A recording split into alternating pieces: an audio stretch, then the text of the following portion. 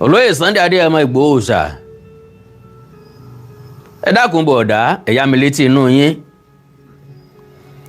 Abíọ́dún Ìgè Àdùbí Adams Ààrẹ Ọ̀nà Kakanfò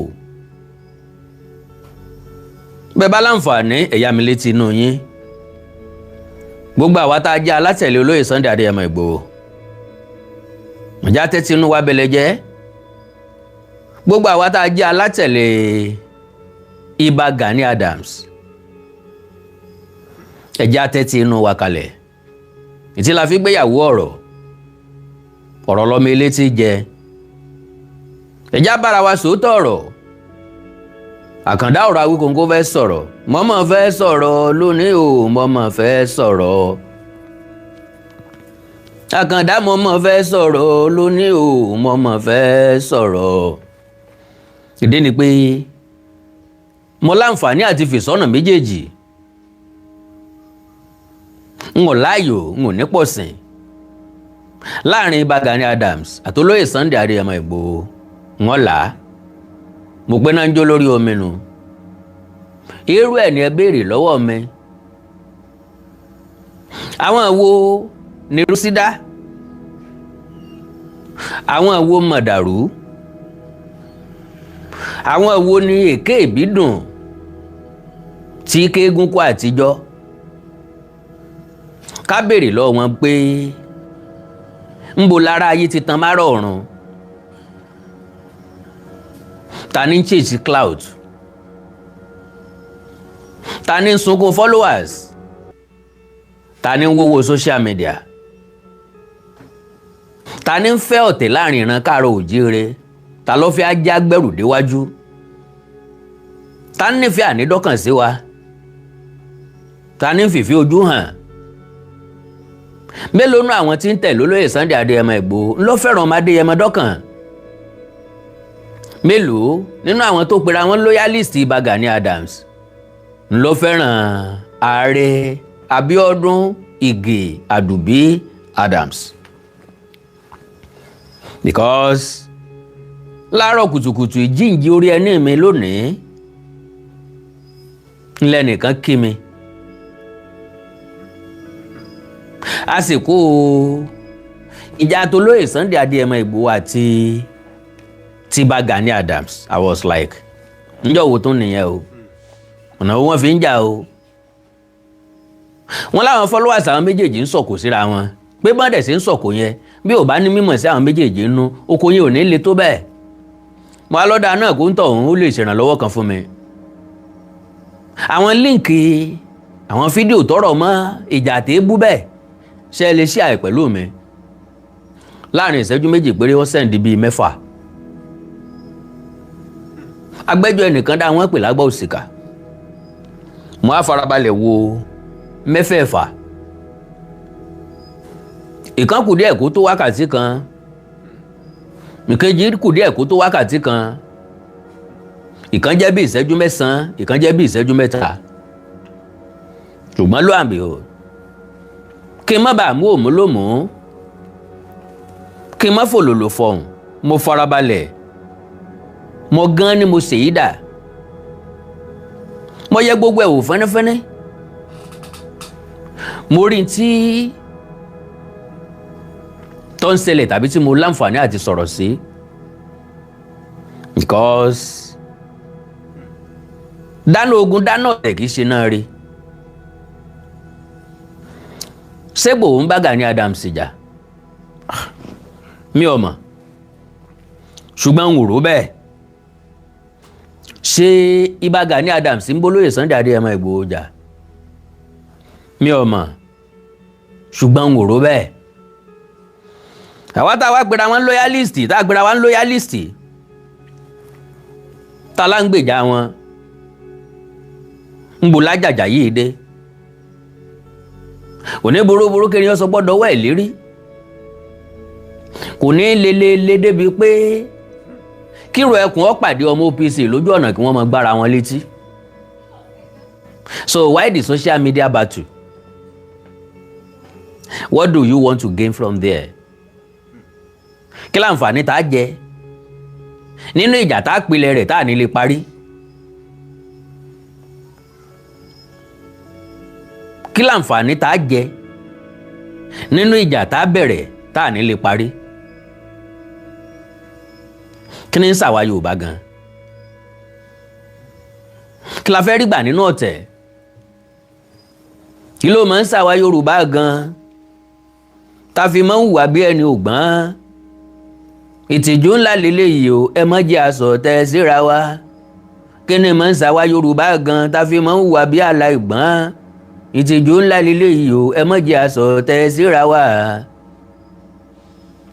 kí ni ń ṣe wá gangan? kí ni ń jó alọ́wọ́ tá a fi jólẹ̀? àti bá Gani Adams àtolóyè Sunday Adéyẹmọ Ìgbòho wọ́n ti kópa wọn,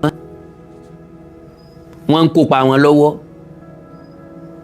màá ṣe analysis fáwọn kọlọ̀ràn sí ẹ̀dá tí wọ́n fẹ́ ra àwọn méjèèjì gẹ́gẹ́ bí topic àti content.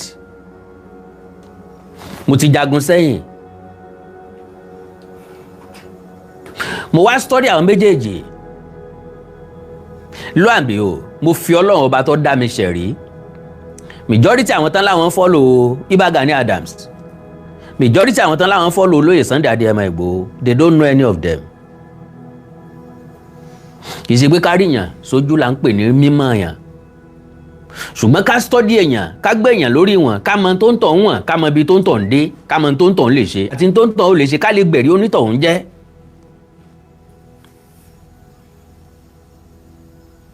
ọ̀dà o, Gani Adams ti comment lórí ọ̀rọ̀ Sunday Adéyẹmọ Ìgbòho rí. gbogbo ala kẹ́yìnbó, gbogbo ala sọ̀rọ̀ sí Ìbà. àwọn àgbààgbà ló pe àkíyèsí ẹ̀. wọ́n ní ojú mi ni wọ́n ti bí ní ọ̀pọ̀ àgbà tí ń bínú ọmọdé. ṣùgbọ́n mo fẹ́ béèrè lọ́wọ́ ẹ̀yin èèyàn lù, ǹjẹ́ recently Ìbà Gani Adams tún sọ̀rọ̀ against olóyè Sunday Adéyẹmọ Ìgbòho? tó bá jẹ́ ti pé drama ni Ìgbòho ń ṣe, actor ni wọ́n ń ṣe comedy ni nǹkankan, àti ti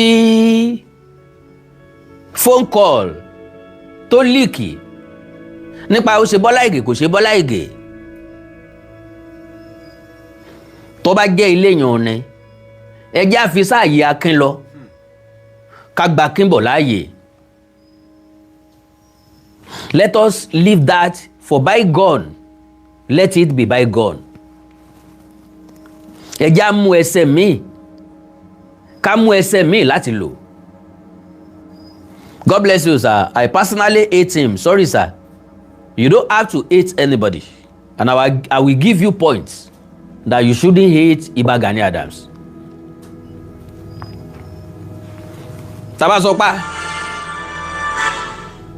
bàbá sọ pé akórìíra Gani Adams, àfẹ́ràn olóyè Sunday Adéyẹmọ Ìgbòho bí ìgbà tá a fẹ́ràn Yorùbá ni, torí pé etí kan ò yẹ rí. gbogbo àlà ń sunkún ń gbé Ọọ̀ni of Ifẹ̀ ó yẹ ká Aláàfin ó lè ṣiṣẹ́ pọ̀ pẹ̀lú ẹ̀. gbogbo àlà sọ pé ó ń dùn wá pálàfin àná ọ̀bọ̀ ní ṣiṣẹ́. kí wàá ní joy wa, kí ni happiness wa? ìgbólóyè Sunday Adéyẹmọ Ìgbòho àti Ìbà Gani Adams ó tún mọ bára wọn jà. ní la fẹ́ gé níbẹ̀ gangan, ẹ jẹ́ kémi ọmọ ntọ́ bá jẹ́ ẹ̀tọ́ wa tá a fẹ́ gbà ń bẹ̀ tó jóríire tọkàn wá ń bẹ̀, nínú kan mọ bára wọn jà tàbí ká mọ pò kìkì ìjà láàrin wọn. mo ti lọ wo gbogbo àwọn tó ń sọ̀rọ̀ nípa ẹ̀. màá pìkì ọ̀rọ̀ àwọn tó sọ̀rọ̀ nípa Ìbà Gani Adams àtolóyè Sunday Adéyẹmọ Ìgbòho lọ́tọ̀ọ̀tọ̀. Now, because àwọn tó ń ṣe ẹ ní lọ́kàn pé Gani Adams ló fọ̀rọ̀ sí wọn lẹ́nu, ó possible kò possible. ẹ ní lọ́kàn wípé Sunday Igboho ló fọ̀rọ̀ sí wọn lẹ́nu, ó possible kò possible. nínú ìfọ̀rọ̀jẹ̀wọ́, nínú ìfọ̀rọ̀sàwàdà, oríṣiríṣi gbólóhùn ló lè jẹ jáde, bóyá ní tọ̀rẹ́ bóyá ní tọ̀tá. as a human being, jókòó ronú ẹ̀ dáadáa. ṣe rárá fẹ́ lálá fẹ́ lọ sọ̀rọ̀ ẹnìkankan lẹ́yìn láì darí. Either by jokes or by seriousness or reality. Tọ́ máa sọ̀rọ̀ èèyàn kan ló jẹ́ tọ́wọ́n sọ pé àìmọ́dá ló ń jàre. Mélòó nínú wa ló lè fọwọ́ ẹ̀ sọ̀yà pé kò wáyé rí? Kí ló dé ta máa ń wá ṣe bí superwoman? Kí ló dé ta máa ń ṣe bí àjànú? Kí ló dé ta máa ń ṣe bí ẹni tó perfect?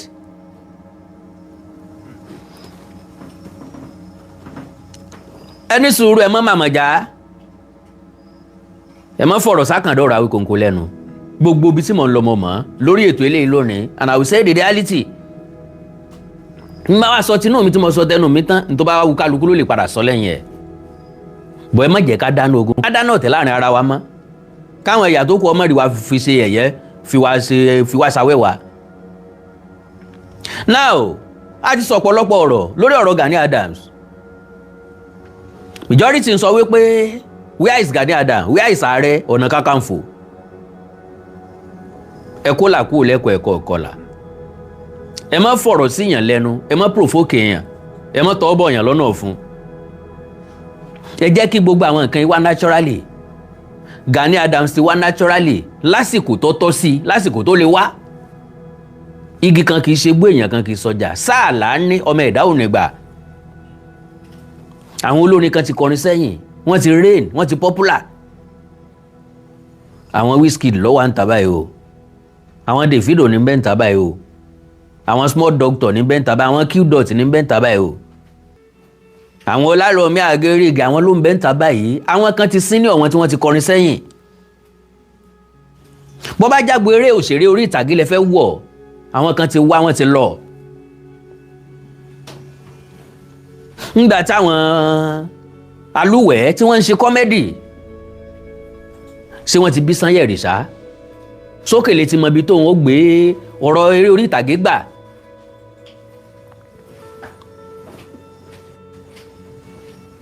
Bàbá Mèrò, Bàbá Sàlá,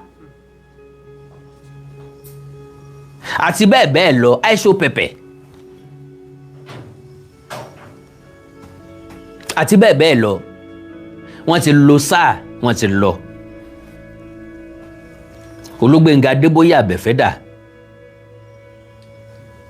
ó ti wálé ayé, ó gbélé ayé, ó nípa ó lámì. Ọjọ́ ló tún kù, kò sí kejì Gbénga Adébóyè mọ́. Voice yẹn dẹ̀ jọ́, àgbékalẹ̀ ń sì jọ́, àwọn ọmọ yẹn dẹ̀ ń sọ̀rọ̀ bíi ló tún kàn. Wọ́n ti lo sáà wọn, wọ́n ti lọ. As far as I'm concerned, Ìbà Gani Abiodun Igadubi Adams, ó ti pay dues ẹ̀. Ó ti gbìyànjú agbára tiẹ̀. Ó ń ṣe lára o, kò ṣe lára o, ẹ fi lẹ́yìn lẹ̀ sọ́wọ́ kádàrá. Ọ̀pọ̀lọpọ̀ ọ̀rọ̀ tí máa ń jáde lẹ́nu ẹlòmíì, bẹ́ẹ̀ ṣe ń fún dòdò ní ìfúnkúfún ní fi ń fọ̀fọ̀kúfọ̀ jáde. Àsìkò olóyè Sunday Adéyẹmọ Ìgbòho la wà yìí.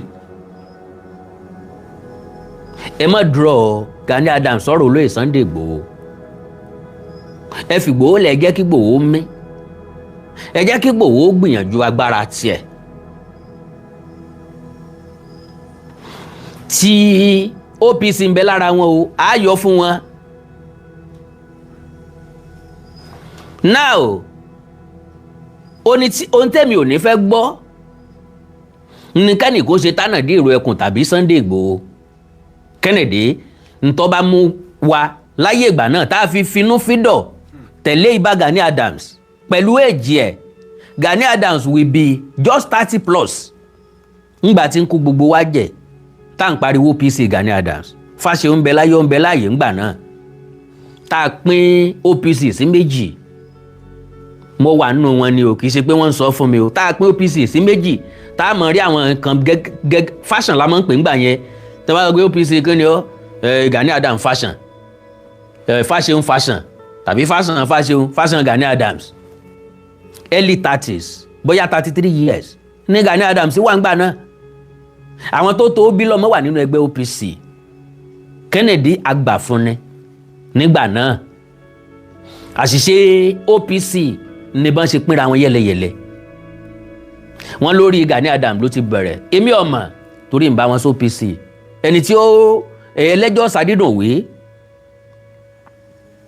so nìkan ni ó jò lórí òun rẹ̀ tọkàn gbà ní ti máa ń pín ẹgbẹ́ nu ní ti máa ń fọ́ gbogbo ẹgbẹ́ nu níbi tí mò ń lọ rèé ní tó bá mú wa at that age tá a believe pé Gani Adams lè ṣe tá a fi ń tẹ̀lé ńgbà náà Sunday Igboho can do better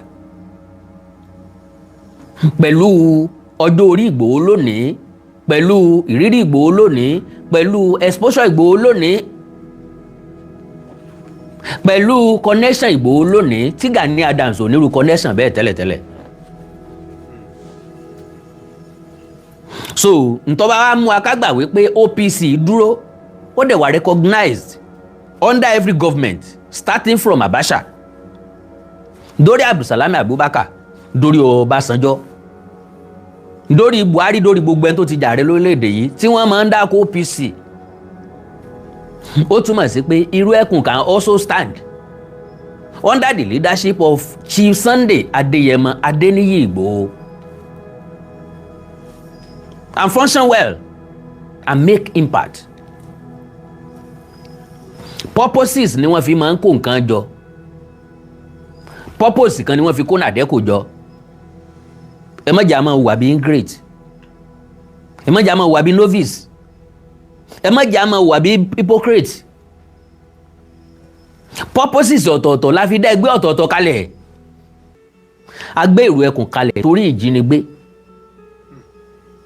a gbé OPC kalẹ̀ torí pa fẹ́ gba ẹ̀tọ́ wa lọ́wọ́ Fúlàní wọ́n àná election June 12 tí gbogbo èèyàn dìbò fún Ọláwálé Káṣímọ̀wò Abíọ́lá tí wọ́n fi dá OPC kalẹ̀ nu ìjàngbara tá a fẹ́ fi jà nu ṣe ti rí bí wọ́n ṣe jẹ́ wá níyà ṣe ti rí bí wọ́n ṣe pa Abíọ́lá ṣe ti rí bí wọ́n ṣe jẹ́ wá níyà yìí ṣe ti rí bí wọ́n ṣe pa Abíọ́lá Oòduà la máa ṣe ìgbà yẹn la ń sọ pé a fẹ́ yapa so torí Abacha wọn ṣe dáná dẹ́kọ̀ lẹ̀ àwọn àgbààgbà ló délé yàn lẹ̀ torí ẹ̀tọ́ ọmọ káàró òjíire wọn ṣe dẹ́gbẹ́ Afẹ́nifẹ́re lẹ̀ ó máa ń nídìí kan tó kẹ́gbẹ́jọ lórí nǹkan kan kò sẹ́ni tí déédéé kẹ́gbẹ́jọ tẹ́wà sọ pé kí ni purpose tán sọ pé àwọn ọmọ purpose ẹ̀ àwọn kan déédéé kó jọ ni so wọ́n ti pín Oòduà sí yẹlẹyẹlẹ which one to trust ṣé gbogbo Oòduà ni ó gba àṣẹ látọ̀dọ̀ Gani Adams ni ṣé gbogbo Oòduà ló wà lábẹ́ àkóso Gani Adams ni Oòduà new era wà oríṣiríṣi Oòduà ló ti wà bóyá mẹ́ta ni wọ́n pín sí lónìí so bàbá wa ń pe Gani Adams sí gbogbo nǹkan bí ẹni pa màmá ń fin níran ni let this man breathe ẹjọ́ gbélé ayé ẹ̀ Gani Adams kọ́ níjọba quote me anywhere olóyè Abíọ́dún Ìgè Àdòbí Adams òun kọ́ ni gọ́ọ̀mẹ̀ntì o òun kọ́ ni gọ́fúnọ̀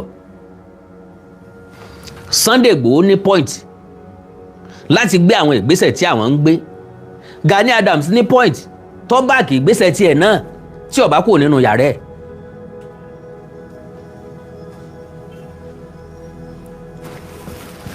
ẹ má jẹun làágùn jìnnà ẹ̀já kọ́kọ́ gbọ́ tọ̀rọ̀ arákùnrin kan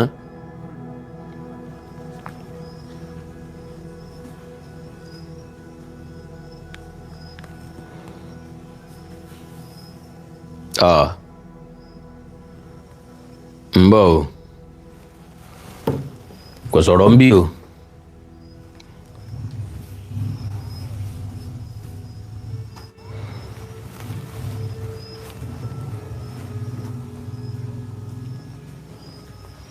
àtìgbà tí mo ti gbọ́ fọ́ìsì bá Gani Adams tí wọ́n ti sọ pé olóyè Sunday Igboho ló pa Bọ́lá Ìgè àtìgbà yẹn mo ti wò pé bàbá yìí ti tán. ń bọ̀ ó kù kan ni o.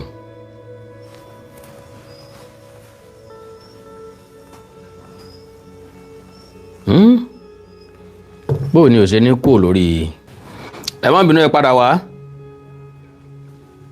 ẹ má bínú ẹ mọ̀ padà bọ̀.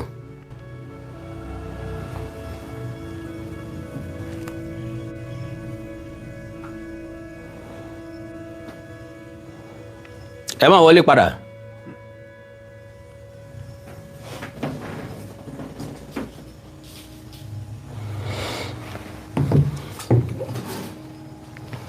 mo ti mọ̀ pé àwọn èèyàn ọ̀gọ́ jáde. Please, can you rehearse when Gani Adams uttered that statement that Igboho killed Bola Ige?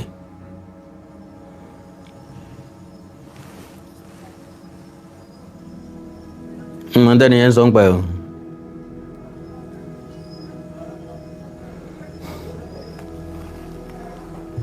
Rìyáàsì àbí kí lẹ́ni sọ àbí ṣíà. Lẹ́ni sọ àbí ṣíà. Shut up àbí kòǹkò. Rìyáàsì okay. Now pápápá ẹ jẹ́ kí n sáré play ọ̀rọ̀ tà kọ́kọ́ ká tó wá play kejì. àtìgbà tí mo ti gbọ́ fọ́ìsì bá Gani Adams tí sọ pé olóyè Sunday Igboho ló pa Bọ́lá Ìgè àtìgbà yẹn mo ti wò pé bàbá yìí ti tán, ẹ ti jagun sẹ́yìn, ẹ ti lówó báyìí, olówó èdè fẹ́ kú, irú oyè tán gbé yín sí yẹn oyè yẹn ò yẹ yín mọ́. Now ẹ̀já sáré clear àwọn pọ́ìntì kan. Lo and behold, my brother, wọ́n ti jagun tán, wọ́n ti lówó, olówó kì í fẹ́ kú. Now my brother, dá mi lóhùn, bí wọ́n bá lówó ṣé wọ́n fẹ́ kú? Everybody ti ń jagun ayé láti jàjàyè ni. Bàbá wa lójú ogun, tá a kẹ́rù wálé, tá a jàjà ṣẹ́gun, dandan ni kí wọ́n appreciate ẹ nínú ìlú tá a jagun torí wọn. N tó bí oyè tí Gani Adams jẹnu. Bóyá ó ṣe púpọ̀ o, bóyá kò ṣe púpọ̀ o, but effort ẹ̀ wọ́n rí, ó sì jẹ̀yà nítorí ẹ̀. Kò sẹ́ni tí jẹ balógun láì lójú ogun. Sorry my brother, kò sí ẹ̀dá tí yóò jẹ balógun láì lọ sójú ogun. Akíkanjú wọn fi jẹ balógun, ẹni tá a nígbàgbọ́ nínú ẹ̀ pé ó lè lójú ogun láfi jẹ balógun. Gani Adams lọ sójú ogun kan rí, ó wá dé wọn fi jẹ balógun láàrin ọ̀nà kakanfò. Wọ́n pé oyè tí wọ́n fi jẹ kò tọ́ sí mọ́ náà o, kò síbi tí wọ́n ti fìyàn joyè ọ̀tún tí wọ́n á sọ pé torí pé ó ti ń dàgbà tàbí torí pé kò lè bóbìnrin ṣe mọ́ àwa gbọ̀ tó yẹ kó lọ́wọ́ ẹ̀ á fi fẹ́ni tó wà yọ̀ǹgà jù lọ adẹ́wọ̀ ní làwọn oyè kan brother mi. So ẹ má jẹ́ adalúrú pọ̀ mọ́ sàpà. Majority wa ti ń dá sọ̀rọ̀ òye àwọn nǹkan kan òye wa dọ́kàndọ́kàn. especially gbogbo ẹ̀yin tí ẹ jẹ́ coordinator tí ẹ já àwọn ọmọ bá Gani Adams yẹn, àfi kẹ́ ẹ máa há òkà sọ́wọ́, kẹ́ ẹ máa gba ìyàwó ń yàwó, kẹ́ ẹ máa lérí mọ́ àwọn aráàlú yín. God bless you on this. Lára bí tí wọ́n ti bà OPC jẹ́nu ńgbà táwa kú ń bẹ̀ nù. Kọ́mọ báyàn dá sọ̀rọ̀ lẹ̀, kọ́mọ báyàwó méjì parí, kọ́mọ báyàwó àtọkọ parí ìjà, at the end of the day kí wọ́n gba ìyàwó mọ́kọ lọ́wọ́ níbi tí wọ́n ti ń get it. Tèmi ti kú ònú wọn nù. Máa ṣe àwọn tọ́ọ̀gì agboolé káàkiri, so òun lè wà fún ẹtú tí wàá mú ọ̀tẹ̀, ìlara, tẹ̀m̀bẹ̀lẹ̀kún, kẹ́límọ́nì, ẹtú tí wàá mú mọ́ olóyè Sunday Igboho. Now ẹnìkan béèrè lọ́wọ́ mi ní comment section pé which war Gani Adams go please. Ngbà tó OPC ń gbóná janjanjan ogun kan nìyẹn. Tọ́básanjọ́ ní káwọn sọ́jà àwọn mobile police kí wọ́n máa face OPC pẹ̀lú AK-47. That is a war. That is one of wars. Lára ogun tán pẹ̀lú ogun náà nìyẹn. Brother. Kò rí yín ró rárá because àwọn tó jù yín lọ wọ́n ń kú wọn lọ́wọ́. Ẹ lè ṣe ẹ fẹ́ jẹ́ ẹni tó fẹ́ ṣe kó tún ṣe gbogbo àwọn ọ̀rọ̀ tí ó lè mú ìrẹ̀wẹ̀sì ilẹ̀ sọ social media. Now anyone any person tó bá ń dúró de ariwo ọjà kò ní ní nǹkan ṣe o. Do not wait for anybody to encourage you. Don't wait for anybody to love you. Do not wait for anybody to appreciate you. Do not wait for anybody to believe in you. Believe in yourself. Trust yourself. Encourage yourself. Appreciate yourself. So, Olóyè Sunday Adéyẹmọ Ìgbòho kò dúró de ọ̀rọ̀ àlùfànṣá kankan. Àbẹ́ èèyàn kan ń bú, àbẹ́ èèyàn kan ń pẹ̀gàn rẹ̀, àbẹ́ èèyàn kan ń pé nǹkan báyìí ló ń ṣe. Ibi tọ́mọ Adéyẹmọ ń lọ focus lé lórí. Ńlọ́jọ́ ọmọ àjàgbáyì ń tààrà. Sọ ntí Sunday Igboho dáwọ́lé tí ò ti rí fi ọmọ káàárọ̀ òjíire. Because he never went for anything for his personal gain. Wọ́n náà sọ̀rọ̀ débi kan pé Sunday Igboho lówó lọ́wọ́. Yes, olówó kò yẹ ká ró lówó nù gbó aginjù tí Sunday Igboho wà. But it was natural. Kò sẹ́nìyàn kan tó force Olóyè Sunday Adéyẹmọ Ìgbòho pé kó nìsónú gbẹ́ ó wù ú lọ́kàn ó fi rẹ̀ ẹ̀jẹ̀ ó fa rẹ̀ kalẹ̀ ni. Ẹ má wàá drag ẹni tí ò fa rẹ̀ kalẹ̀. Ẹja lójú ogun ẹ ń bá jáde ló fẹ́ tẹ̀lé lójú ogun. Ọkùnrin míì tí ó bá fẹ́ lọ yóò sọ pé kí ìyàwó òun ọ̀rọ̀ sọ̀bù òun lórí kọ́gbọ́n rọ̀bù pọ̀npá ńlára bẹ́ẹ̀ bá kanlẹ̀kùn àwíkòǹkòǹkọ́ ìyàwó mi ó gbé láti ìjẹta ní ti ń gbọ̀n mọ́lẹ̀ o ara rẹ̀ ọ̀yá o òtútù ló ń mú o kọ́dà gan Ọlọ́run ló bá wa ṣe ni o àmọ̀ pé yọ́ dàárọ̀ yìí o ń gbé ẹ̀fílẹ̀ ara rẹ̀ ọ̀yá lóòótọ́ ni ń gbé bá wa lọ tán mo lè bọ́ọ̀dì àmàlà kí n mọ rẹ pé àwọn ọ̀daràn wọ́n fẹ́ tì mí lójú ogun wọ́n á sì lọ sẹ́lù àárẹ̀ ń gbọ̀n láyà. Ẹni tí ọ̀gbọ́n làwẹ́ gbò ẹ̀ ń gbóyan rúgúdú agbésábẹ́ aṣọ. Kálukú wa ní kọ ìtàn lẹ̀. Whatever you want to do in life, never do it for people to see you or to appreciate you. Just keep doing your own. Àwọn èèyàn ń wò ọ́ bó bá di lọ́la kan wọ́n san fún ọ. Bí wọ́n bá mú ọkọ̀ Gani Adams lọ f'Aláàfin àná. Tálàfin àná ò rí ìdí tí wọ́n fi lè fi Ààrẹ Ọ̀nà Kakanfò wọn ò ní fi jẹ́. Ọwọ́ tiẹ̀ nígbà náà fi jẹ́. Ẹja Ààrẹ Ọ̀nà Kakanfò ọ̀nà Ààrẹ Ọ̀nà Kakanfò. Gbogbo yín gbọ́ ìtàn Ọ̀yọ́. Aláàfin ní sígun f'Ààrẹ Ọ̀nà Kakanfò. Kò ságbára lọ́wọ́ Aláàfin kankan mọ́ lónìí. Ṣèyí Mákindé ló lè sígun f'Ààrẹ Ọ̀nà Kakanfò. But unfortunately, kò s'Ààrẹ Ọ̀nà Kakanfò of Yorùbá land. Yorùbá land di t'Ọ̀yọ́ ni. Why are you expecting Ààrẹ Ọ̀nà Kakanfò of Ọ̀yọ́ to come and fight for Ìbàdàn? Or to come and fight for Èkìtì? Volunteers. Nigeria Army Civilian Joint Force ni wọ́n ń jà lókè ọya. Nọ́mbà àwọn Fulani àwọn ajínigbé jà lókè ọya. Nigerian Army plus Civilian Joint Task Force ni wọ́n jọ ń ṣiṣẹ́ papọ̀. Nigerian military and civilian can also join together to fight in Southwest, fight insurgency in Southwest. Nǹkan bá ti wá pè ní voluntarily, that is òfinúfíndọ̀ yọ̀ǹda rẹ̀. It's not by force. Stop dragging this man. Let him breathe.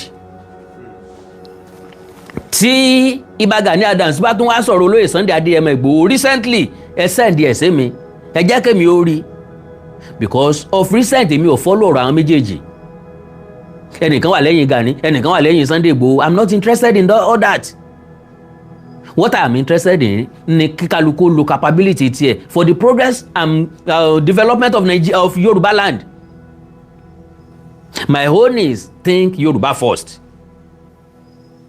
Ẹ jẹ́ Gani Adams wọ́n gbàgbádá káàkiri ni tó bá jẹ́ wọ́n ń kọ́ sẹ́kù lọ́mọ wọ̀ ni. Ọdún kan ní í ṣe káàkiri wàhálà ilé ayé tiẹ̀ ní ẹ jẹ́ kí Gani Adams ó ṣe tó bá tẹ́ lọ́rùn. Bó bá ti wu ni láṣẹ mọ̀lẹ́ ẹni ìbá òwú kọ́ fi tan ẹlẹ́dẹ̀ jẹ sàárì. Olóyè Sunday Igboho ilé wa sọ di ọ̀tá yín. Kíní kan ní rẹ́yìn olóko. Now bí Gani Adams bá rí Igboho gẹ́gẹ́ bí ọ̀tá ẹ̀ ó wà natural bẹ́yìn alátẹ̀lé Gani Adams bá rí Igboho gẹ́gẹ́ bí ọ̀tá tàbí orogún ó wà natural báwọn alátẹ̀lé Sunday Igboho tàbí Igboho bá rí Gani Adams gẹ́gẹ́ bí orogún ó wà natural. Tẹ́ bá béèrè lọ́wọ́ Messi tẹ́ béèrè lọ́wọ́ Ronaldo nípa ara wọn wọ́n sọ tó dùn nípa ara wọn. Now wọ́n ṣe nínú World Cup tán play lọ́wọ́ nísìnyí wọ́n béèrè lọ́wọ́ wọ́n interview Ronaldo lẹ́yìn tó score wọ́n dárúkọ Messi ó béèrè lọ́wọ́ another pressman ó ní next question eléyìí náà dárúkọ Messi ó kúrò níwájú wọn àwọn èèyàn bẹ̀rẹ̀ sí ní ṣépè fún Ronaldo. Má béèrè Ọlọ́run lọ́wọ́ èṣù kó wá lérò pé láàlú kó èṣù tiwa kó wá lérò pé Sátánì yóò wá praise Ọlọ́run. Má béèrè èṣù lọ́wọ́ Ọlọ́run kó wá máa expect pé Ọlọ́run ó praise èṣù. Orogún wà naturally orogún òwò ń bẹ orogún gbọ́dọ̀ wà. Bàbá tó jọba tọmọ rẹ̀ ọjọba sípò rẹ̀ gan-an ṣé òun gangan ò ní mọ wu ọmọ yìí pé bóyá tọmọ bá rẹ́rìn jù á ní bóyá anú ẹ̀ ń lò pé òun ti ń dàgbà àbí bóyá òun ó tètè kú kó lè bá wá jóye ibi tó ń wà. ọmọ mi inú owó bàbá ń gba tó bá dàgbà títí tí pé sí bàbá yìí ò ní lọ́mọ ni kọ́ mọ́ jóye òkú òun fámìlì wa o. àwọn nǹkan kan ń bẹ tó wà natural. So lóye Sunday Igboho wo ni ó rẹ̀yìn gbogbo yín láti òkè títí tó fi dé sálẹ̀ bàbá yẹn ló máa rẹ̀yìn gbogbo yín gbogbo ohun tẹ́ fẹ́ kó ṣẹlẹ̀ sí ní láburú ẹ̀yin ni ó ṣẹlẹ̀ sí àyàfi ẹni tó bá nínú mímọ́ nù yín ẹ wà máa há òkà sọ́wọ́ ẹ mọ gbàyàwó yàwó kò ní iṣẹ́ pàtàkì kan tẹ́ wà fún ẹ̀yin OPC ẹ ti bà OPC yẹn jẹ́ ó ga fún yín o shame on you guys. No àti OPC ìkíní àti OPC ìkejì àti OPC ìkẹta àti ibi tó wù kó OPC ó pínra wọn sí àwa rí ikọ̀ OPC kan tó wà courageous enough tó lè jáde láti join rescue mission. So ó túmọ̀ sí wípé they are not for ìran wa, that is number one. Ó túmọ̀ sí pé they are for kúnkúṣì, wọ́n ń dúró de ẹni tí ó fún wọn lówó. Àkọ́lẹ́tà sí gómìnà eléyìí, àkọ́lẹ́tà sí gómìnà eléyìí, à ń dúró de ní tí wọ́n ó promise wa ká tó di pa kóra wá bì kan. Ẹnu ló ti dùn wípé iye báyìí lọmọ ẹgbẹ́ OPC wà láì fọ́nṣàn kò nítumọ̀. To the best of my understanding, mbọ jẹ́ ká ẹjẹ́ ń sọ̀rọ̀ tí mo fẹ́ sọ kọ́lọ̀ mọ́ jẹ́ ń gbàgbé. ààrẹ ìbáyín sọ̀rọ̀ àfi ká máa kó agbádá káàkiri òde ọdún elékuru ọdún òbí ọdún ẹlẹ́pà ni mo mọ̀ dé abetí ajá lọ sí ń ta yẹn wọ̀n fún nìyẹn. sọ abetí ẹran wà nìkan máa dé ìwọ wà ní èwo ní ti sáwàlà yàn wọ́n bẹ̀ ni. ẹni tá a pè láàrẹ tó jẹ́ pé àwọn bodyguard ti ń sóhun gan-an wọ́n lé 1000 tí mo kọ́kọ́ wà lókè tó wọ́n wà láàrin ṣé yẹn lóògùn kankan ẹ kàn ń gbowó ẹ ti sọ dóṣèlú Ọlọ́run jẹ́ kí ẹ ronú yín. Ok, ti ọ̀rẹ́ mi nù ẹja play ilé ìtọ́wá látọ̀dọ̀ Ìbà Gani Adams. ó dá lórí content creator tó ń pèrè ní Sunday Igboho. Now you are now seeing it. ẹni tó sọ̀rọ̀ nípa Ìbà Gani Adams tó bú Gani Adams on behalf of Sunday Igboho. Igboho ọ̀mọ́rí o, Igboho ọ̀ránṣẹ́, ìfẹ́ tó ní sí Sunday Igboho ní ń jà lé lórí, ìfẹ́ tó ní síran rẹ̀ ní ń jà lé lórí ní ń bí nínú. Kábàárà wa sòótọ́ ọ̀rọ̀. I am a fan of Messi, I am a fan of Ronaldo. Àwa tá a jẹ́ fáànù kọ̀ọ̀kan nínú wọn tá a bá ríra wa a máa sọ̀rọ̀. ṣùgbọ́n mi àkàndọ̀rọ̀ Awíkonko, I am a fan of mercy, but I will always tell you, let us praise God and that we have both of them in the same era and let's enjoy them while they live. There is no way you can praise Messi and ignore Ronaldo's achievement. There is no way. There is no way you can be a fan of Cristiano Ronaldo and ignore Messi's achievement. Kò sí bó ifẹ́ ṣe. So why ìtọ́ wa ń rojọ́ lórí àwọn ọmọ tó jù lọ? I can't argue because of Ronaldo and Messi. I am way older than them. And achievement wọn tí n bá rí 3% nínú ẹ̀ achieve láyé mi. Mo ti jẹ́ èèyàn o. So why will I be arguing on their behalf? Ronaldo ọmọ mi, Messi ọmọ mi. Màá jà ní tìtorí ẹ̀. Ronaldo ló ṣe kinní kan jù, Messi ló ṣe kinní kan jù. Ronaldo ló lè forí score, Messi ò lè forí score. Ronaldo ló lè fẹsẹ̀ méjèèjì score, Messi ò lè fẹsẹ̀ méjèèjì score. Lọ wo iye goals tí Messi fi ẹsẹ̀ ọ̀tún score. Lọ wo iye goals tó forí score. Crucial goals. Gẹ́gẹ́ bẹ́ẹ̀ ni Sunday Igboho and Gani Adams in some area. Gani Adams sẹ́yìn sọ wípé òun kágbádá káàkiri whenever in Yoruba land tán bá pè pàdé stakeholders tán fẹ́ sọ̀rọ̀ lórí security, lo and behold, Gani Adams will be called. Gani Adams is a very sensitive man, very intelligent. Quote me anywhere. Very. Ṣùgbọ́n ní point wọ́n ń dúró de èèyàn, wọ́n ń dúró de government kan fún go ahead. Ṣùgbọ́n gbogbo arajá kọ́ nílé gbà á kí gbọ́ wọlé kájọ́ ọmọ gbò ní ti Sunday Igboho. Sunday Igboho ọ̀rá àyè gbadì ẹ̀sìn.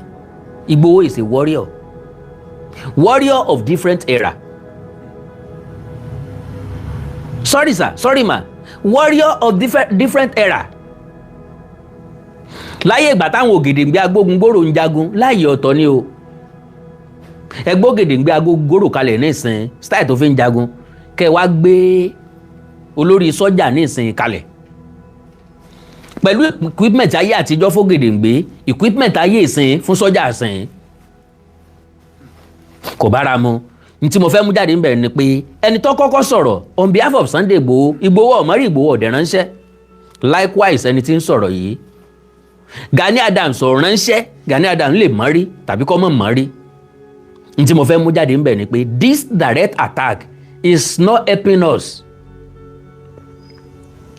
Pé Sunday Igboho ní content creator, ibi tí ìbá ti dùn mọ́ mi ni pé kálẹ̀yìn náà ṣe tiyín lẹ́gbẹ̀ẹ́ kan. Ká wá wò wípé èwo ni ọjọ́ content creation ń bẹ o, èwo ni ọjọ́ reality ń bẹ o, it could have been good. Bọ̀ ká dúró sí kọ̀rọ̀ ibì kan ká máa pẹ́ ẹni tí tó wà active, ẹni tá ń rí, ẹni tá a rí pé, ẹni tí ń jẹ́ wa, ẹni tí ń dá wa lóhùn, ẹni tó lákìkanjú, ẹni tí ò dúró de nǹkan kan, tí ń bọ́nu ogbó láìsí pọ́lọ́mọ ń bẹ̀, ká máa pè ní content creation, content creator. It won't be acceptable. And ó wá wọ́ọ̀sì pé ẹnu ẹni tó dàgbà ńlá ti ń gbọ́. Lóòótọ́ bó ṣe wà nísìnyí yóò pè rẹ̀ ní loyalist Ìbà Gani Adams. Ẹ̀já béèrè lọ́wọ́ ẹ̀ tó bá rí Sunday Igboho lójúkorojú báyìí, can he be able to say that? Mi mọ̀ o, ṣé yóò lè sọ lójú Igboho bẹ́ẹ̀?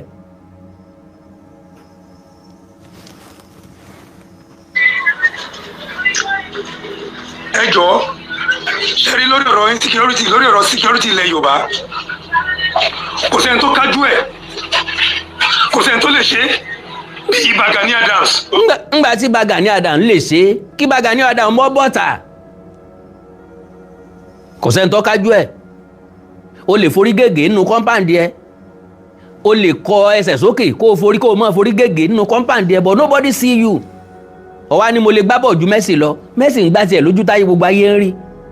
Wọ́n wá ń kọ́ ọ̀rọ̀ bìkan wá ló lè ṣe, sọ́lọ́ ń fẹ́ kọ́ ọ ni. Ìbà Gani Adams ló lè ṣe, Ìbà Gani Adams ó dẹ̀ lè kì mọ́lé.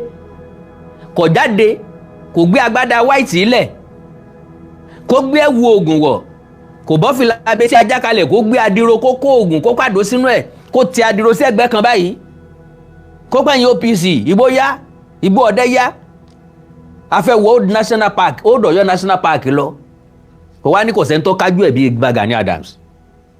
Rúra dáadáa wónú lẹ́nu aláìsàn tó lómi ẹja kóró. ẹni tá a bá rí ńlá rí.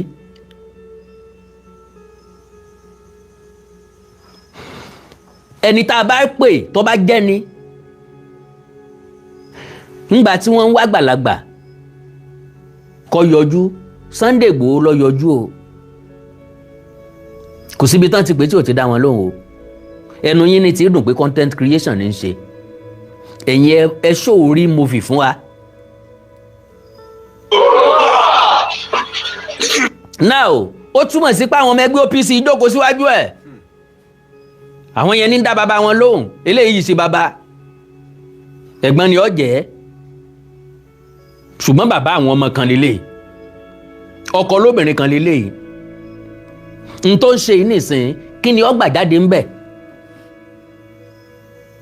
wọ́n praise ẹ̀ ní àbí wọ́n fún lówó ní àbí ìyẹn máa wá sọ pé Sunday Igboho kì í ṣe èèyàn mọ́ tàbí Sunday Igboho ò ṣe akitiyan ẹ̀ mọ́.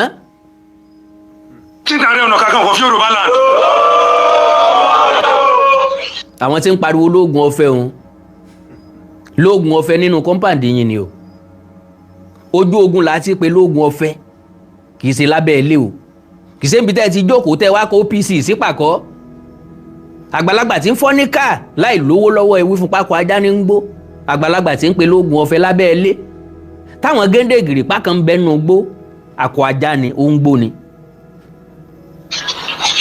ẹ má jẹ́ ká dènà pẹ̀lú bàbá yìí kájú ẹ̀ ó tó gbangba sùn lọ́yẹ́. ó tó gbangba sùn lọ́yẹ́ kọ̀ bọ́ ta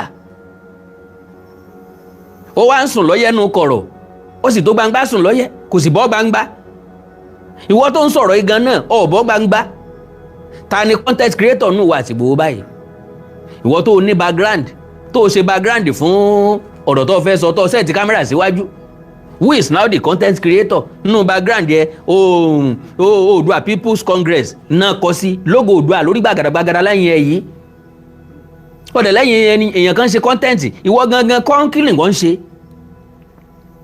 sáwọn èèyàn rò pé dèdèrè ni wá ni ọ̀fẹ́ rọ̀bù Peter kó o fi bíùdì Paul ọ̀fẹ́ wọ́ọ̀ṣì Igboho down láti praise Ìbà Gani Adams ojú àwọn èèyàn ò dẹ̀ fọ́ láti ọdún tá a ti ń sọ̀rọ̀ odò òótọ́ ni ọjẹ́rọ́ ni o Ààrẹ Ọ̀nà Kakanfò dá igbágódógójì èrò wájà Ìbà Gani Adams ò tí ì bọ́ wùlẹ̀ rí kó bọ́ sínú igbó reality ni mo sọ reality nínú fídíò àkọ́kọ́ tí mo play I will always say the reality látijọ́ náà látọdún náà 2018 2019 2020 tí Ìbà Gani Adams gangan sọ yé inú igbó wa táwọn onísùnmọ̀mí ti wà he was just saying it ó já mọ̀ wípé àwọn fún àwọn báńdí wọ́n ti wà nínú igbó Ọ̀yọ́ o wọ́n ti wà nínú igbó ìpínlẹ̀ Ògùn o nǹkan o wọ́n dẹ̀ ń bẹ́ńbẹ̀ lóòótọ́ ṣùgbọ́n bóòlù lórí ilé ó ṣe rí i pé ó lè ti wà nínú kọ́ńpáǹdì o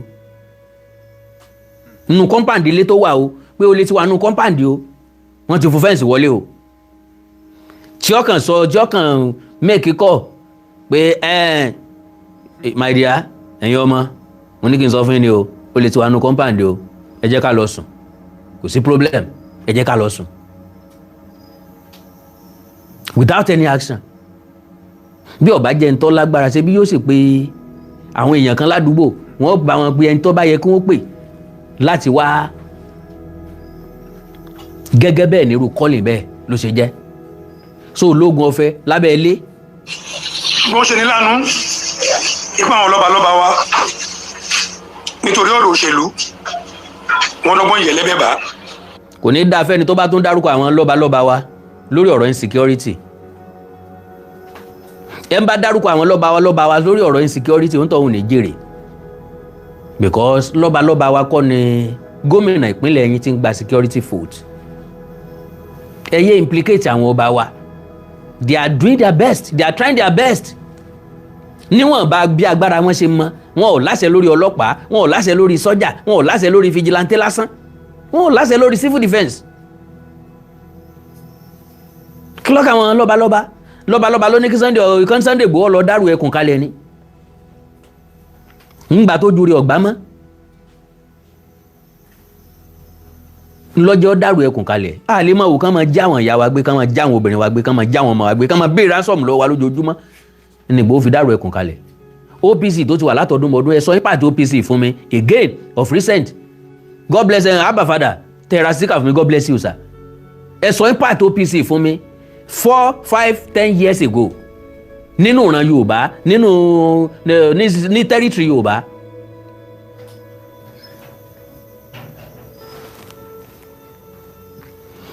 ní territory Yorùbá kíní pàtì ẹgbẹ́ OPC kí lakitiyan yín tá a sọ pé no OPC new era lélẹ̀ o OPC Gani Adams lélẹ̀ o OPC Fáṣẹ̀hùn lélẹ̀ o OPC kìnìkan lélẹ̀ o.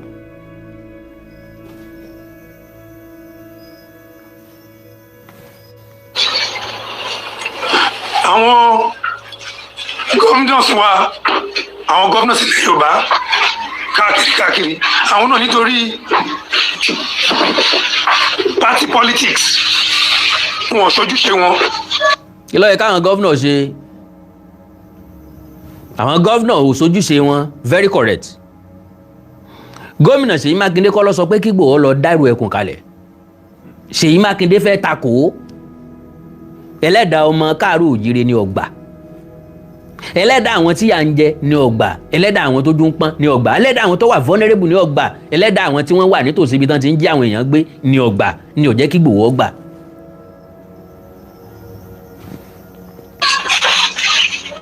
a mọ̀ pé gbogbo ẹ̀ ó náwó kọ àbòsí nínú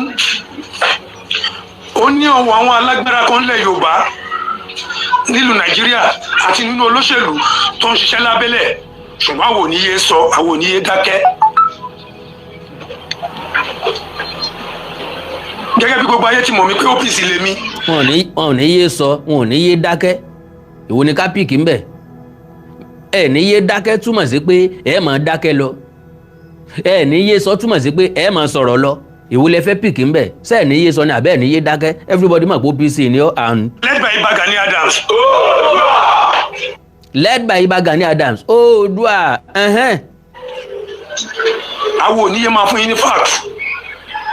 ó dá nǹkan tí mo wá fẹ́ sọ fún yín lákòókò yìí ni wípé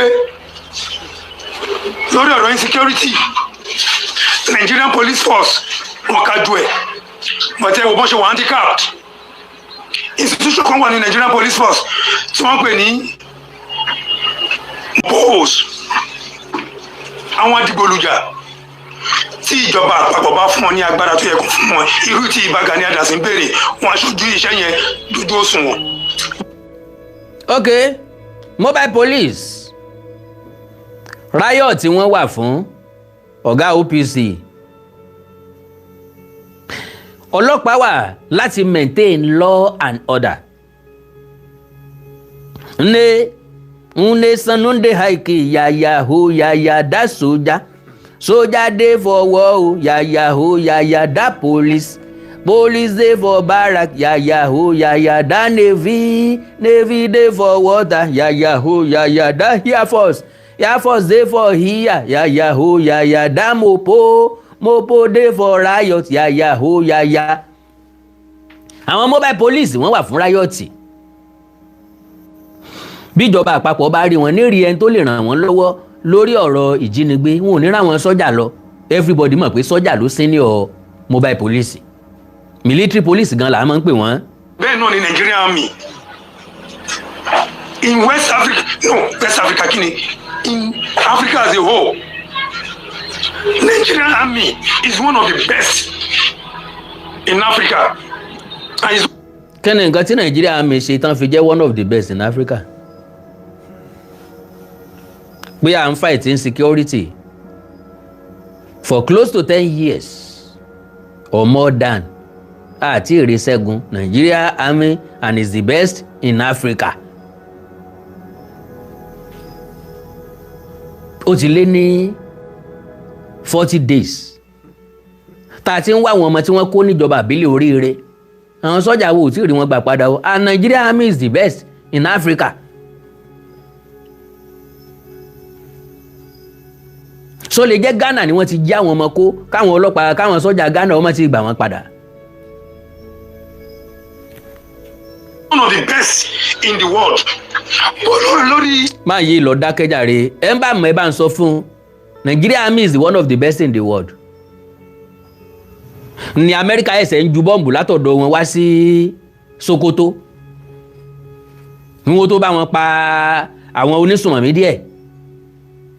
Best in the world ranked by who? Behind the who? After who?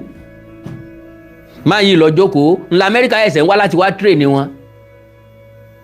One of the best lamẹ́ríkà ẹsẹ̀ wá ń train wọn. Samẹ́ríkà ẹsẹ̀ lọ train àwọn sójà Israel ni àbí sójà India àbí sójà China.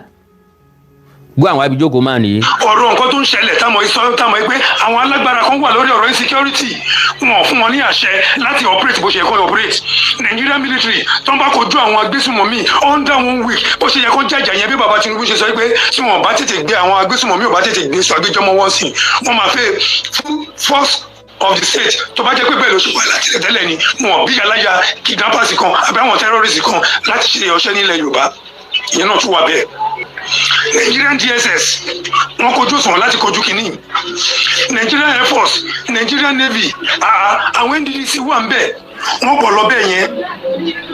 ṣẹ́rí nǹkan tí mo wá ń fi tara ẹ̀ sọ̀rọ̀ ni wípé ó ṣe wá jẹ́ pé individual kan tí ò ní àǹkàlì tí ò ní ọpọlọ.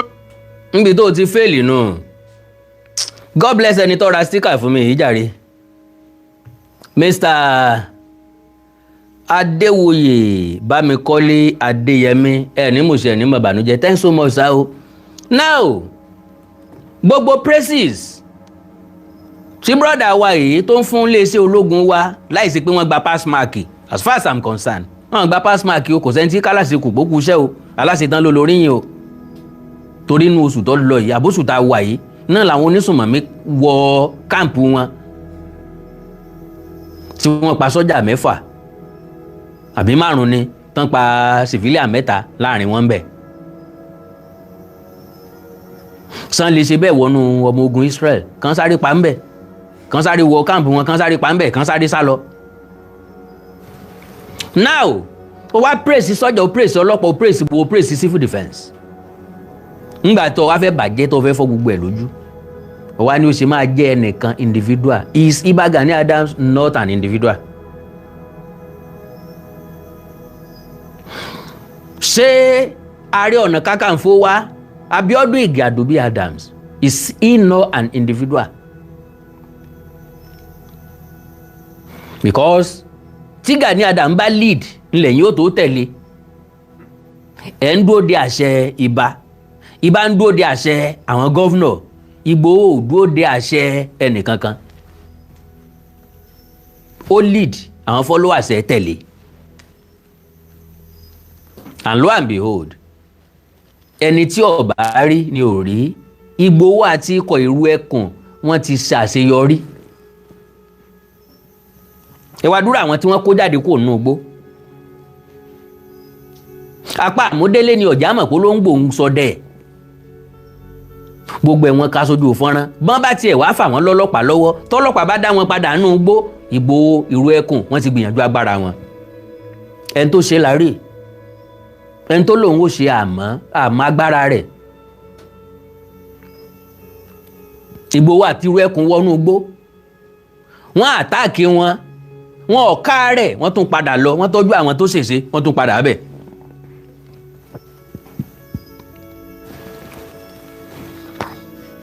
ìyẹn Sunday Igboho làwọn fẹ́ gbé ọ̀rọ̀ security lẹ́yọ̀ ẹ̀ dẹ̀ mọ̀ pé content creator ni bọ̀bọ̀ yìí. jẹ́ kó create content fáwa àwa máa ń like content ó sì wá jẹ́ pé Sunday Igboho ńlẹ̀ wá fẹ́ gbé kinní lé lọ́wọ́ torí pé àgbàtà lọ́kàn ó lẹ́ni tó ń bá ń lé ni lọ́tẹ̀ yìí o Igboho lọ́ bá ń lé. ó jẹ́ content creator o kò jẹ́ content creator o ó jẹ́ comedian o kò jẹ́ comedian o àhóyí àhóá kọ̀ọ̀kan wá torí bó ṣe ń sọ bí màá yìí ṣe ń sọ̀rọ̀ nísìnyí ẹ rí i pé tara ló fi ń sọ̀rọ̀ bí ìgbà tí ẹ̀jẹ̀ ti fẹ́ gbẹ tán lára ẹ̀ ń lo ń sọ̀rọ̀. wá fẹ́ gbé ọ̀rọ̀ insecurity lẹ́yọ̀ ẹ̀ dẹ̀ mọ̀ pé content creator ni bọ̀bọ̀ yìí.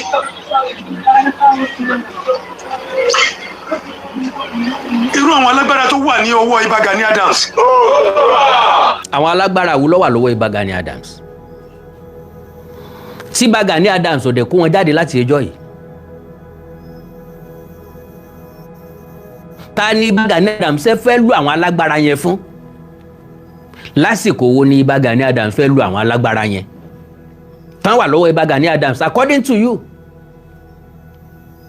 Are they for us or against us? ogun lọ ẹgbẹ̀lẹ́gbẹ̀ ni Ààrẹ Ọ̀nà Kakanfò tilẹ̀ Yorùbá wọn ò dẹ̀ sọ pé àwọn fẹ́ dá ṣe kí ni bí Ìgbòho ṣe àjẹ́ ìkí ẹ̀.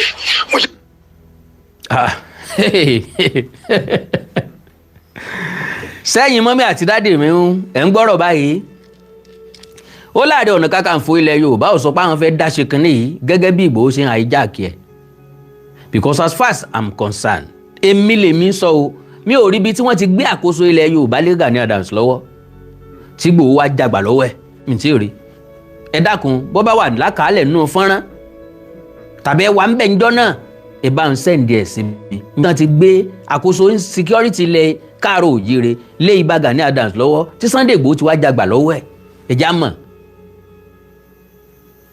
Ìgbòho hijack nǹkankan lọ́wọ́ ẹnì kankan Ìgbòho ń play role ẹ̀ gẹ́gẹ́ bí ọmọ Yorùbá Ìbà Gani Adams ilẹ̀ ò tí ì sú jù kò tí ì pẹ́ jù Ààrẹ Ọ̀nà Kakanfò náà lè play role tiwọn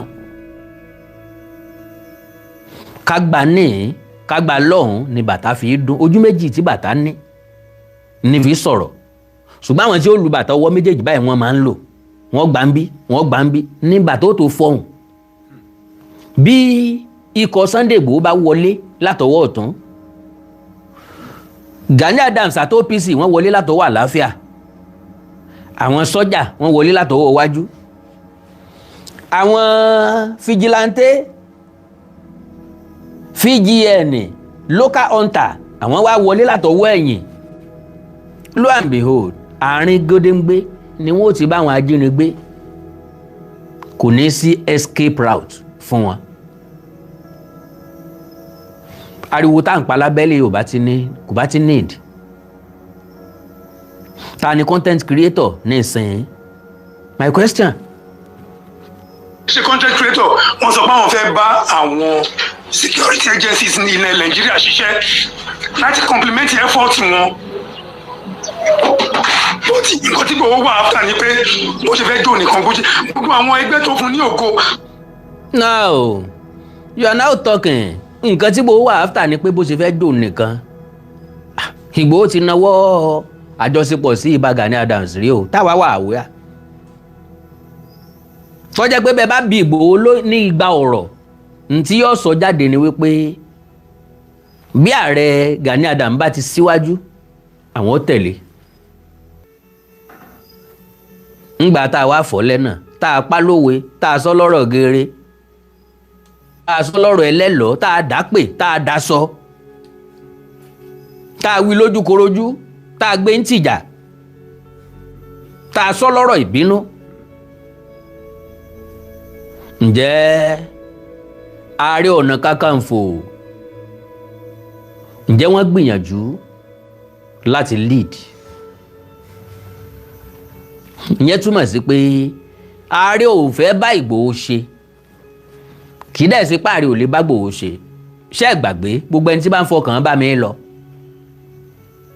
lọ́dún 2019 or 2020 àkàndá ọ̀rọ̀ Awíkonko mo ṣe analysis kan gbà náà mo ló wù wá kí Ìbà Gani Adams àti olóyè Sunday Adéyẹmọ Ìgbòho kí wọ́n ṣiṣẹ́ papọ̀ mo ní but unfortunately mi ò kò wá feasible torí àwọn méjèèjì operate ní same level wọn ò lè jọ iṣẹ́ papọ̀ láéláé ọ̀nà tí wọ́n lè gbà jọ iṣẹ́ papọ̀ ni pé Táyé kó ọmọ ogun tiẹ̀ dání Kẹ́hìndé kó ọmọ ogun tiẹ̀ lọ́wọ́ àwa pín ojúṣe fún wa ṣùgbọ́n wípé bóyá kí Ìbà Gani Adams ló lead kí Sunday Igboho kó follow kò possible kò wá feasible kò ṣeé ṣe They can only complement each other.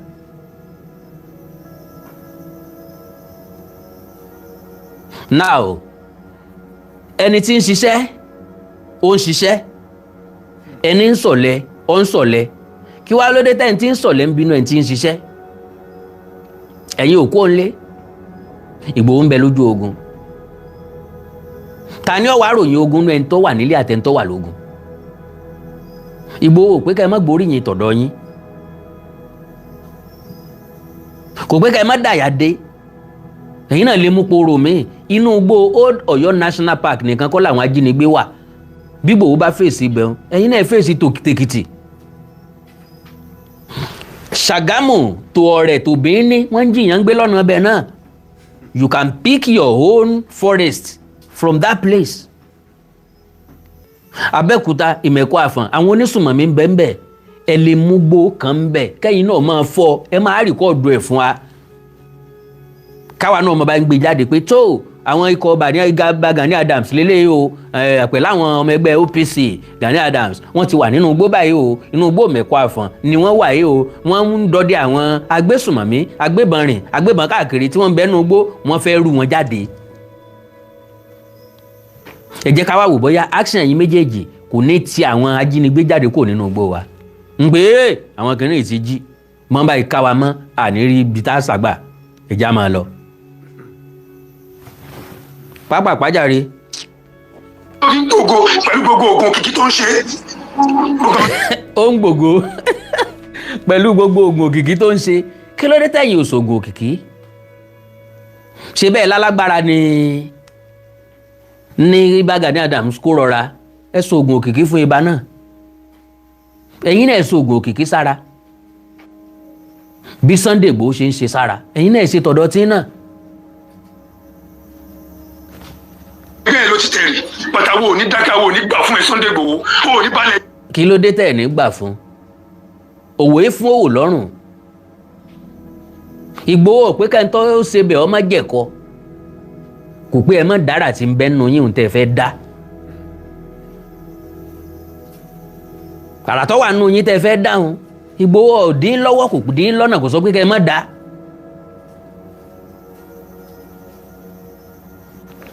Kẹlẹ Yorùbá bẹ jẹ fún wa, ìwọ àbálàrú ẹ ó ṣàwérè ni.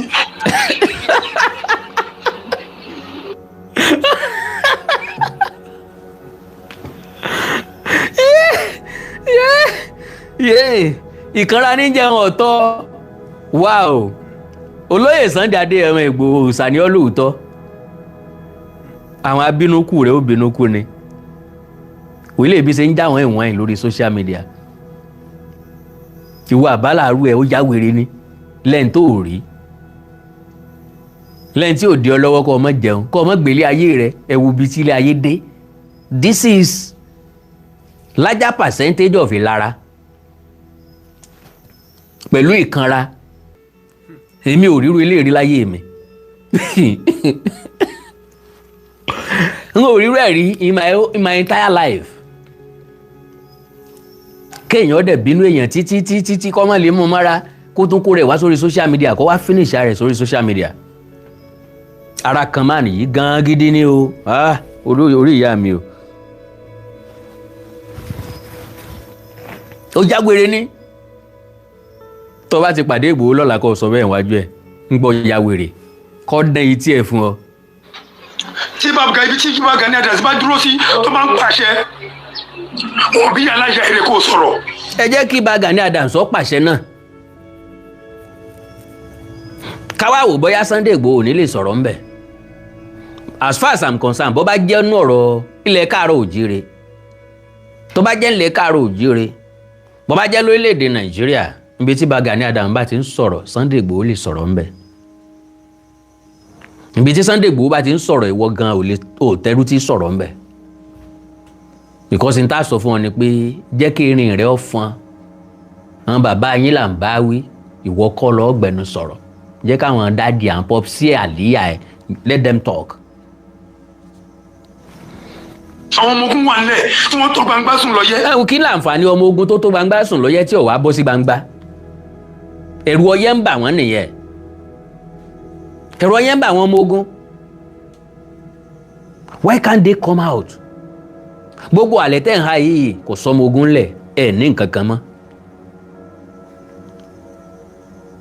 Olúgbénga Adébóyè of blessed memory ó ní ǹjẹ́ ẹ ti gbọ́ wọ́n ní pé kíni pé béléré bá ń pariwo pé mo sì wá ń ta nọ́mbà mi ìwọlé o ó ló ti tán nù àfihàn ní ìdí introduction láàrin ìjà. Oníbéléré bá sì ń pariwo pé orin tí ń bẹ́ ńlẹ̀ fóun sẹ́ aeroplane mẹ́wàá ò lè kó olórin fẹ́ fi ilẹ̀ nu if not kọ́ mọ́ kọ́ àfẹ́ story.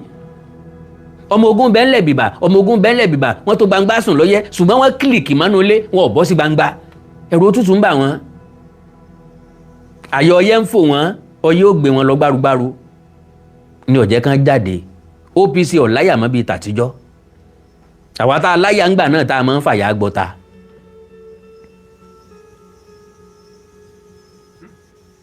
Ọláyà mọ́ bíi tàtijọ́ ọmọ ogun bẹ́ẹ̀lẹ̀ wọ gangan jáde let us see you.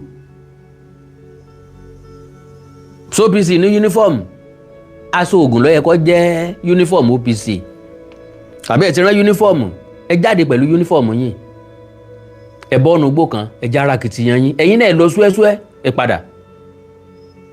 Ìgbòho wọnú ugbó jìn gan-an ìrú ẹkùn wọnú ugbó jìn gan-an wọ́n kó àwọn afurasí ajínigbé jáde ńbẹ̀ wọ́n gba gbogbo tí ń bẹ lára wọn kalẹ̀ àyàní nínú ẹni tó kúnjú òṣùwọ̀n tó tó gbangba sùn lọ́yẹ́ nù ìṣẹ́ tó lìkì mọ́lé ẹni tó gbé background sẹ́yìn tí ń sọ̀rọ̀ tó wá káwọn àwọn ọmọ ẹgbẹ́ rẹ̀ síwájú táwọn wá ń pariwo ológun ọ̀fẹ́.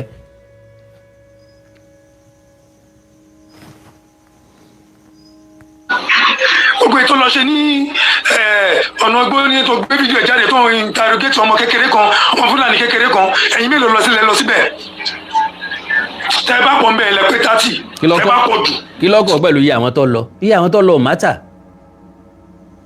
effectiveness tí wọ́n bá lọ lọ́ mátà ẹni yóò mọ tán máa ń jà lé lórí o.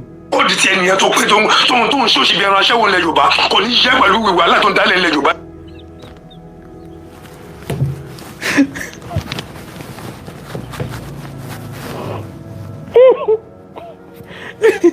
yéè ǹjẹ́ ẹ jẹ́ mọ̀ pé wò ó fídíò ìdébì ọlọ́ngbọ́ mọ́kàn píìkì kọ̀ọ̀kan yẹ ń gbé kí n fi ṣe reference lásán ni mi ì play ẹ̀ débi gbà tí mo play ẹ̀ mo sáà pé ẹnìkan support Igboho ẹnìkan support Gani Adams ni mo ṣe pick méjèèjì wa.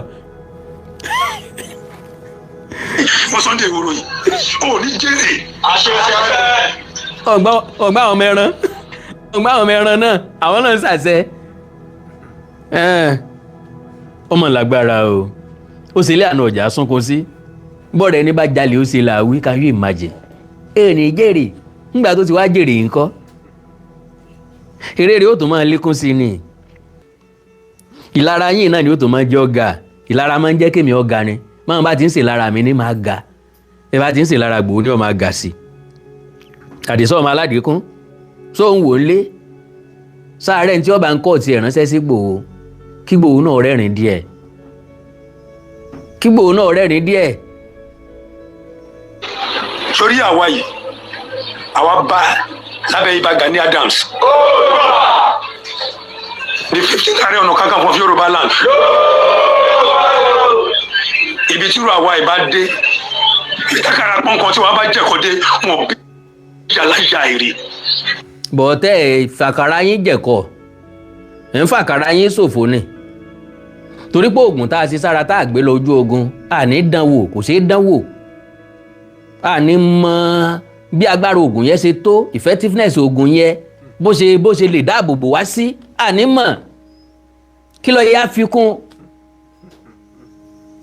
èwo ló ṣe é gbọ́kànlé ńbẹ̀ wo ni ò ṣe é gbọ́kànlé ńbẹ̀ wọ́n sóògùn láyà fún ọ àyà rẹ tó ń já ògbéra rẹ ló PC ò ń fọ́ níkà lábẹ́ ẹnu ilé ò jáde ìta wá ń ṣépè fẹ́ntọ́ jáde ò ní ṣe kọ́ńtẹ́ǹtì. ẹ káàsán o ẹ káàárọ̀ ẹ káalẹ́ yá ọ̀rọ̀ mi lákòókò yìí ó dá lórí content creator tó ń pèrè ní Sunday Igboho Sunday Igboho. Come on, get out. Now, àkàndọ̀ ara wíkò ń kó àjáwọ̀ ara wíkò ń kó àṣà ọ́ aṣọ òrùjọ ọlọ́rọ̀ bọ́lọ́rọ̀ bá gbọ́ kí n bàbá ńlá bàbá ọlọ́rọ̀ ó ṣe. First question mi náà ni wọ́n tún padà béèrè kí ni wà fún gangan, kí ni ìrànlọ́wọ́ tí ó ṣe fún wa, ọ̀nà wo ni Sunday Igboho fi di Ìbà Gani Adams lọ́wọ́, lójú ìwé lẹ́yìn ìwé physically behind kí ni Igboho fi takò PC. Mi ò rò pé PC lọ sọ pé àwọn fẹ́ jáde tí Igboho wa sọ pé láíláí wọn ò lè jáde, ẹnìkan kan ò lè jáde, kò sí ní tọ́jọ́ mọ́ bẹ́ẹ̀.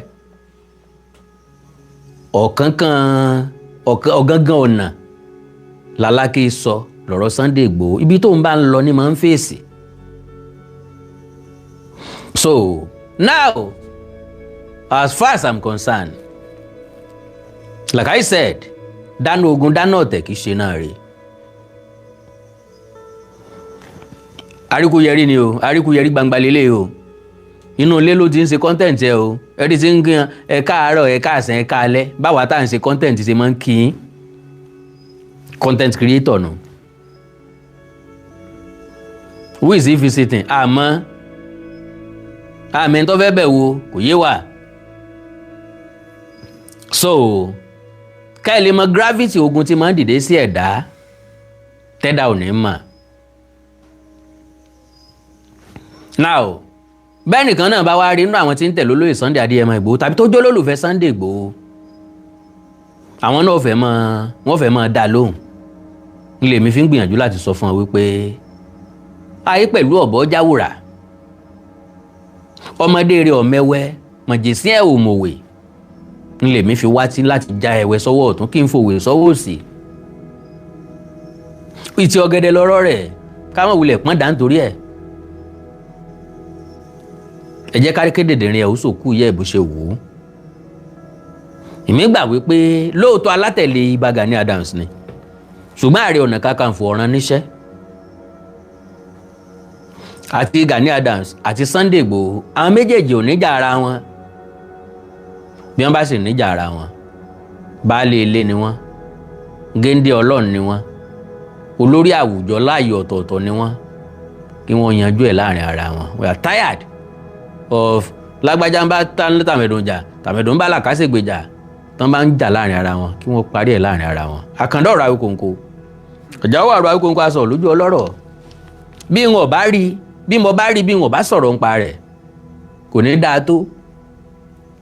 Ẹni tó sẹ́ǹdì ẹ̀ sí mi jẹ́ ẹni tó súnmọ́ mi dáadáa. 4 arú ẹ̀ lọ sẹ́ǹdì sí mi, n ò fẹ́ mọ mẹ́sàn orúkọ ni. 2 tó tún sẹ́kù ẹni yẹn sọ̀rọ̀ láti defend olóyè Sunday Igboho ni, ó wá bú Gani Adams ń bẹ̀, èmi ò wá ní interest nínú ẹ̀. Láti máa pe Ìbà Gani Adams lórúkọ oríṣiríṣi nǹkan I am not interested in that. Clarification lásán mo wá fún, analysis lásán ní tọ̀dọ̀ mi. So God bless you, God bless you.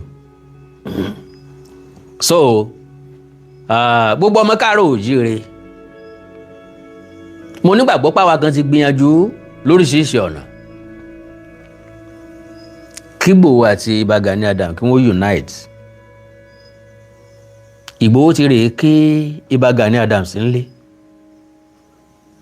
Sorry o,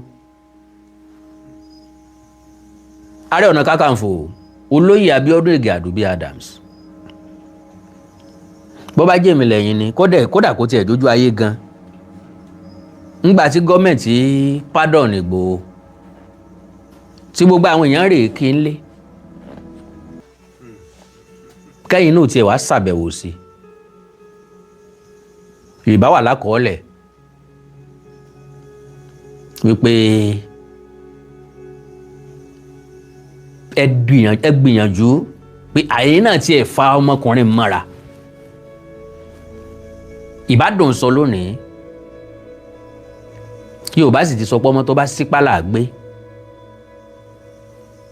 Igboho ti nawọ́ láìmọye ìgbà, ẹ gbọ́wọ́ kò ńlẹ̀ lọ́jẹ́ Igboho fawọ́ ẹ̀ sẹ́yìn. So on his own part, Igboho has done well. Ẹranko kékeré kọ́ lẹkùn lẹ́gàn lẹ́yìn méjèèjì. Òjòlá kìí ṣe afàyàfà tá a lè fojú dilé jì. Ẹ̀yin méjèèjì akọni ni. But as far as I'm concerned, ẹ má fààyè gba lápá èṣù kówó sáàrin yín.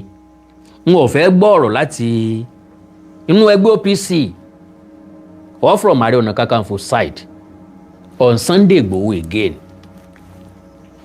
Ẹ dákun torí Ọlọ́run.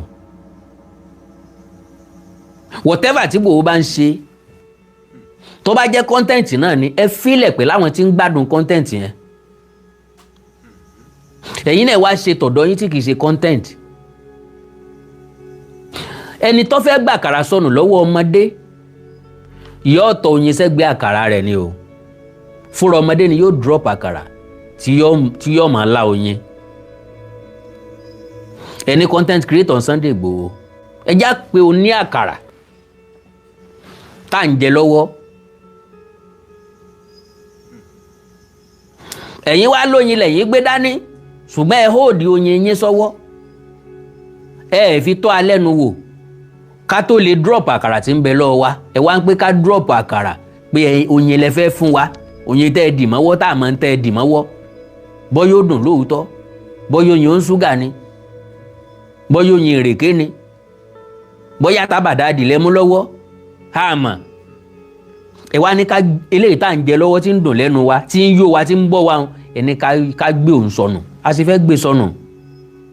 Ẹ dára tí ń bẹ lọ́wọ́ yín ná. Ẹ tọ́ oyin sẹ́gbẹ́ àkàrà wa. That is, ẹ̀yin náà act, ẹ wà effective. Ẹ proof ara yín bí Sunday Igboho àtàwọn ikọ̀ ìró ẹkùn ṣe ń proof ara wọn. You too proof yourself.